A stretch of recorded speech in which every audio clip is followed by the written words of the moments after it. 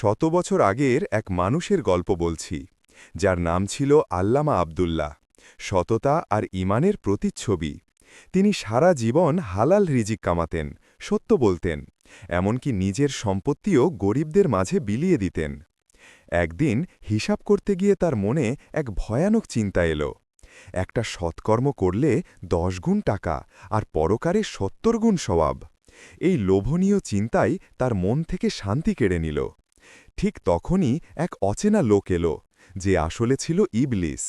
সে বলল, সৎকর্ম করা বন্ধ করুন, নইলে আপনার পিতার সম্পত্তি শেষ হয়ে যাবে।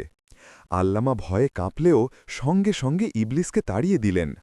পাহাড়ের কাছে গিয়ে হঠাৎ দেখলেন, পাথর সরাতেই সত্যিই 100 দেরহাম রাখা আছে।